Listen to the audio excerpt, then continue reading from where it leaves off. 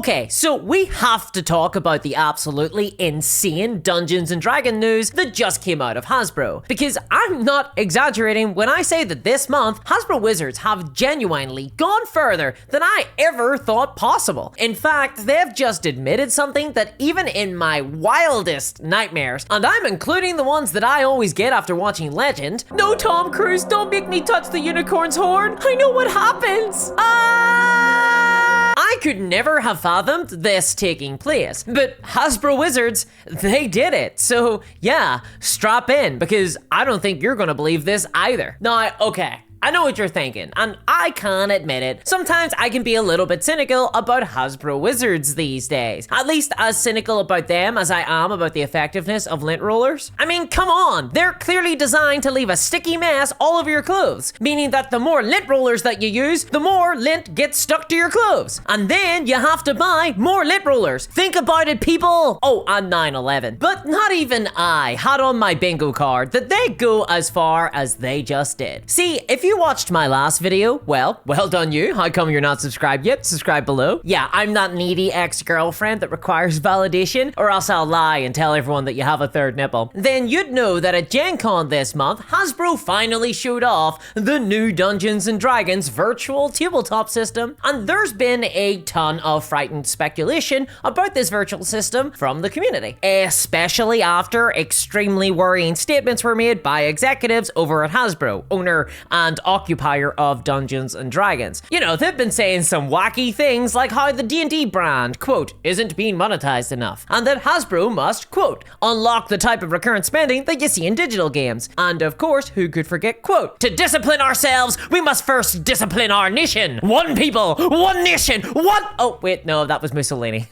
Got my pages mixed up again. Yeah, people are worried that the new focus from Hasbro is going to be on their upcoming D&D digital tabletop program, the one that's designed to allow people to play D&D virtually, and that their focus for D&D going forward is going to be all in on digital play. There's been videos and articles all about it, and I get that worry. Hasbro really seem like they're going to turn Dungeons & Dragons into a mobile game hellscape, filled with all that recurrent spending that you get in digital games, like the already existing Hasbro-owned Monopoly game. Something that, if we're honest, is probably a bit of a blueprint for them. What Hasbro don't want, though, is another OGL scandal, nor all those fears in the community to blow up and prevent adoption of the new digital system. So they made a decision. After showing off the virtual tabletop in action for the first time at Gen Con, they actually began providing concrete details of what this new system looks like, what the future holds, and how Dungeons & Dragons will be changing forever in a series of interviews, presumably in a bid to reassure the D&D and RPG community that things aren't about to get a whole lot worse. Unfortunately, in practice, Hasbro have been about as reassuring as Bill Cosby insisting that he didn't touch your Coca-Cola, because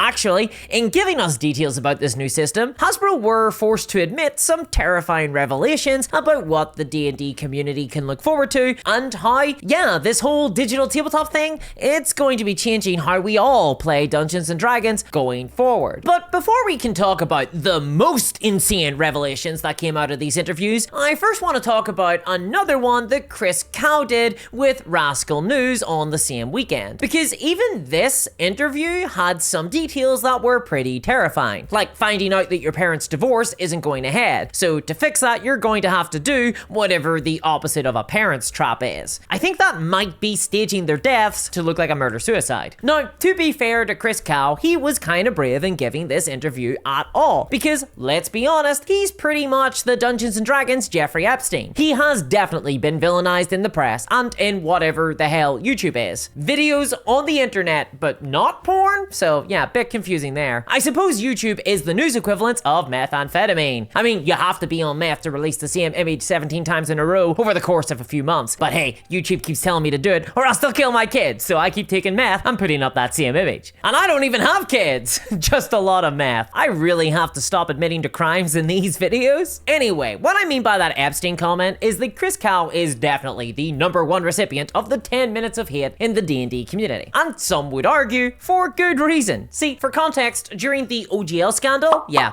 that one, a bunch of leaks came out of Wizards of the Coast, many of which personally named Chris Cow as the one spearheading all those obviously evil pro-Sauron positions. Positions like make it worse, make it digital, and charge more money. He's basically Wormtongue, but with way less sex appeal. On top of that, there has also been some wild allegations that he has been bullying employees too, explaining some of those very nasty Glassdoor reviews for Hasbro, and making him a bit more like Denethor, I guess, but again, with way less sex appeal. Starting to think that I have a type. Anyway, in this interview, we learned a whole lot, because you know your D&D character sheet? Yeah, that one. Well, throw it in the bin! It's trash! Goodbye! Who needs a paper character sheet when you have Sigil, the digital dream? So, Sigil is the code name of the new virtual tabletop, but it's basically the name that they're going with. So, Sigil is Dungeons & Dragons Online, named after, of course, the city at the heart of the multiverse. Yep, nothing to read into there. And it's clear from this interview with Chris that Sigil is intended to replace the traditional character sheet, pretty much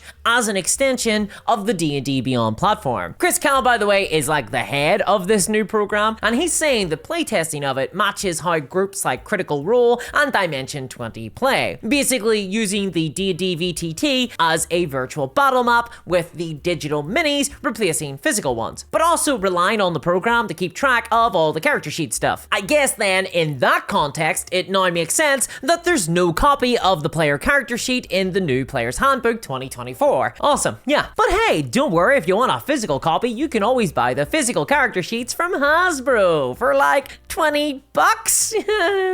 Thanks for your beneficence, Hasbro. But in this interview, he also throws out there that video gamers will probably play exclusively with Sigil, not the physical version of D&D, which is pretty telling. See, personally, I think that the existence of Sigil as a mere alternative to miniatures and maps, or physical ones at least, I don't think that that is necessarily bad. And personally, in my opinion, if that makes the game easier to play for people, that's cool. But my worry is, if Hasbro's goal is to target video gamers, then the big question becomes, is D&D going to be monetized like a modern video game? That would make sense if the core demographic target for the virtual tabletop system are people who play video games and might already be a nerd and used to getting monetized in games like Suicide Squad and, I don't know, every single shitty mobile game. Which brings us to the next part of this interview, because, oh god, it's even worse than that. I can't really do this justice, so you're just gonna have to hear it for yourself. I'm not even gonna editorialize. So Chris was asked whether Project Sigil was designed with no actual monetization model in mind at all, and in response, Chris suddenly threw on some sexy gauze pants as he danced nimbly around the answer, saying, quote, "I've been building games as a service since before they were called that."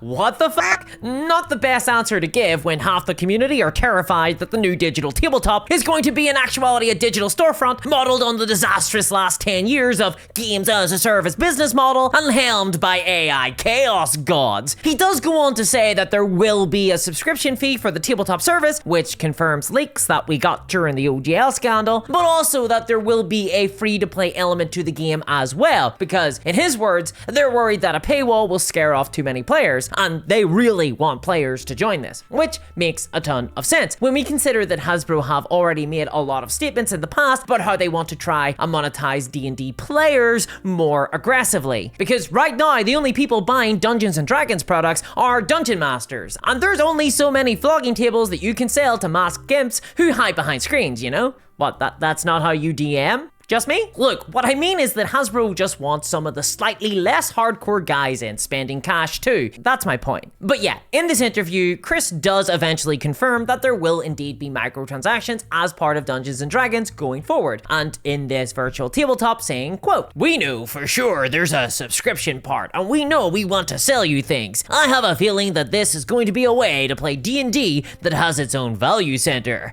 We can do things digitally that you can't do physically." Now that could mean a lot of things, from Karlach digital minis to spell effects, but if Chris is frothing at the mouth and massive hard-on hasn't made it clear enough, it's obvious that Hasbro want to sell skins. They want to sell dice, golden dragons, anything they can to make Dungeons & Dragons, as Chris Cal says, sustainable. And here was me thinking that D&D was already popular enough to pay the writers, but I guess not because, oh yeah, that's right, Hasbro fired all those guys last year. Oops. So what the hell are they trying to sustain again? Well, in this interview, Chris tells us what they want to sustain is Fortnite. Yeah, Dungeons and Dragons Fortnite. And he actually says that. And if you don't know what Fortnite is, well, get with the times, old man, because it's a sort of Lego experience with Emperor Palpatine, tons of cartoons, and a battle royale with cheese. Yep. Cutting edge. Okay, right, I'm lying, I'm sorry. I don't know what Fortnite is. I don't hang out with children, at least not since getting put on that list. But from a quick Google search, I've been assured that it's a bloated mess filled with crossover IPs and child predators. Anyway, Chris was asked, quote, would you say that becoming something like Fortnite, a sandbox for IP, is a goal on the team's horizon? And Chris responded with, yeah, but I think we have to earn our right to do that. You need a great core experience that players love. And then the other brands come in. I would love to have that happen.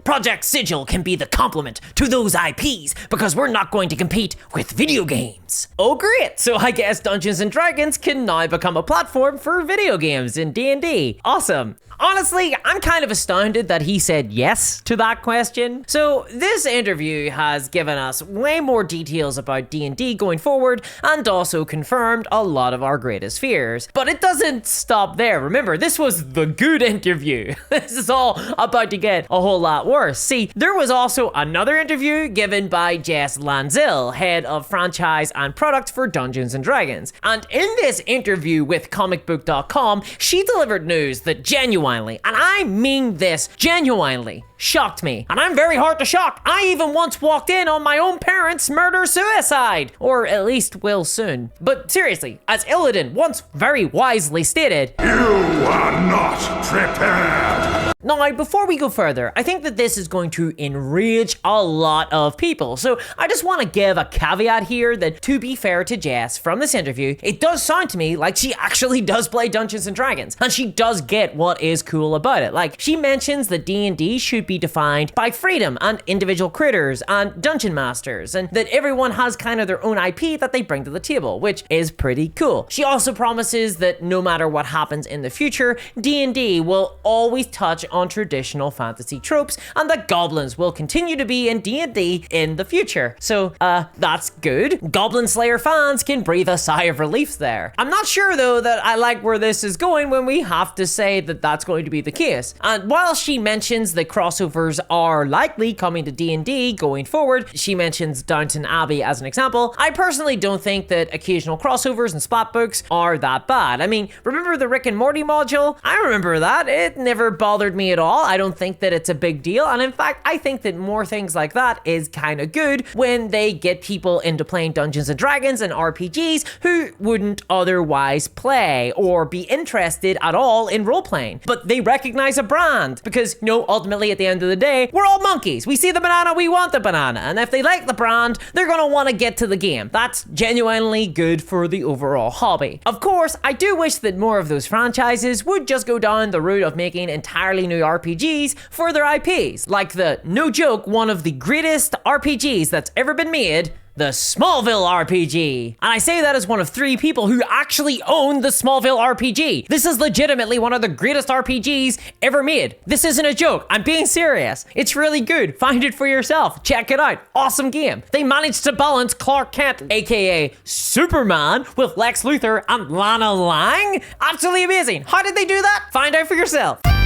But okay, I cannot delay the inevitable any further. Jess also says this, quote, I'll use filthy Magic the Gathering terminology. When you have a Magic card and it's great and you love it in your deck, and then a new one comes out and it's strictly better, you're going to want to use it. And I think that's what we want to see with the Dungeons and Dragons core rulebooks. Yeah, your ears do not deceive you. Jess has confirmed here on the record that Hasbro Wizards are looking to sell power in Dungeons and Dragons, and Magic the Gathering explicitly. She is saying that power creep is now overtly on the menu. That not only is it going to happen, but it's being intentionally sought as a design goal. And this is, frankly, insane. No one wants that, except I guess for the accounting department at Hasbro. But this is a real peek behind the curtain, especially when we take into consideration the context of what Chris Cow mentioned earlier, about how monetizing everything is on the table now. And look, I'm really worried about this, and as much as I hope that this new digital VTT, this Sigil, draws more people into role-playing, I'm worried that it's going to draw them into a Fortnite-style digital microtransaction hellhole defined by power creep and brand crossovers and basically nothing that's reflective of what Dungeons & Dragons or role-playing is, nor what makes tabletop role-playing such an intrinsically